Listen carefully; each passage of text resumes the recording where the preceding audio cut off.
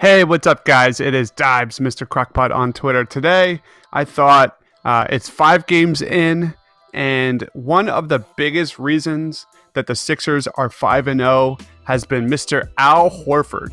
The Al Horford edition has done amazing wonders for rebounding, for boxing out, for defensive rotations. All of those things have been huge contributors to the Sixers this season. But I would like to just spend a few minutes to kind of review what I've seen from him on the offensive end, and mainly his passing game.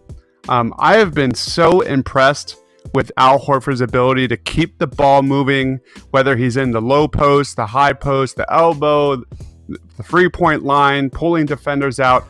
I wanted to do a quick video breakdown of what we've seen so far with how Brett Brown has utilized Al Horford.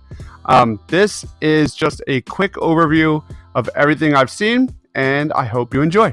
Yeah, first and foremost, we got to talk about Al Horford has 21 assists to 4 turnovers. That is elite ball movement.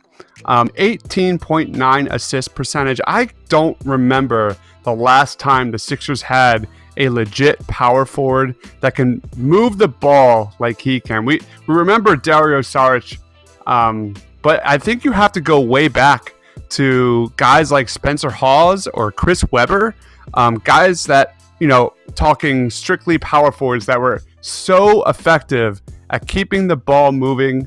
And we know when Brett Brown's offense clicks, that ball is flying around the perimeter. Guys are cutting backdoor to the basket. That is the definition of a Brett Brown offense.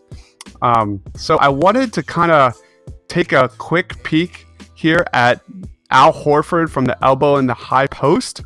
It's just been so impressive that the Sixers run more post-ups than almost any NBA team in the NBA this year. And here's just a quick look of Al Horford getting Furkan the ball. It was blocked, but you look at him feeding the ball to Tobias Harris for the dunk. His ability, his vision, his intelligence on offense is really something, like I said earlier, we haven't seen in a while. And one of the biggest reasons why the Sixers have one of the more efficient offenses in the NBA.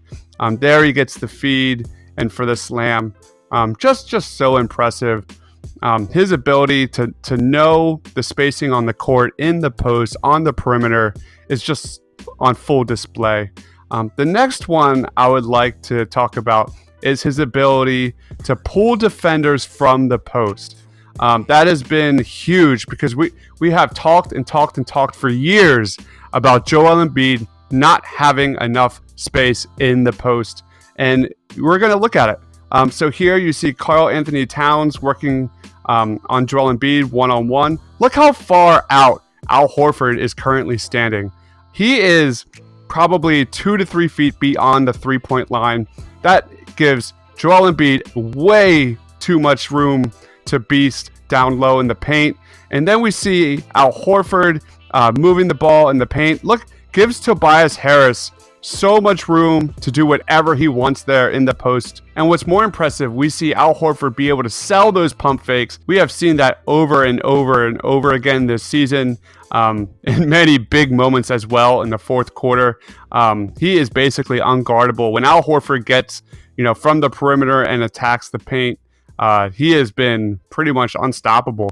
And I also think that this is something that will pay huge dividends moving forward, especially the playoffs, especially in that fourth quarter. I think we are seeing legit progress in terms of the chemistry being built between Ben Simmons and Al Horford. This is something that Sixers fans should really keep an eye on. That inside-outside game between Ben Simmons and Al Horford, we thought it was effective with Joel Embiid last year. That was a positive. I think it's significantly improved this year. And then we talk about passing inside the post. That has been just also something that Al Horford has just really thrived on. Here you see just feeding it to Ben Simmons for their easy dunk. And then we see Al Horford easily recognizing Furkan Korkmaz has a wide open lane to the rim and slams it for 2. The next thing I'd like to talk about is just his ability to keep the ball moving on the perimeter. There's so many times last year when we saw JJ Redick or Markelle Fultz or what have you, these guys just, stop moving on the perimeter. And for whatever reason, when Al Horford is on the perimeter, guys are moving. The ball does not stop.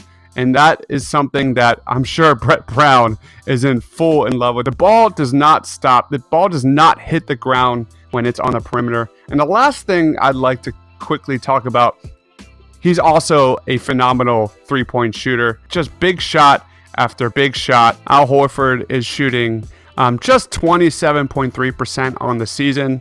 But because of his passing, because of his ability to hit the offensive glass, the defender can't lose sight of Al Horford, whether he's on the perimeter or inside the paint. I expect that three-point percentage to increase. So overall, it's, a lot of people have talked about Ben Simmons, Matisse Thybulle, Joel Embiid, Tobias Harris, but my MVP has been Al Horford so far through 5 games. I hope you guys liked what you saw. Thanks for watching, guys. Stay awesome.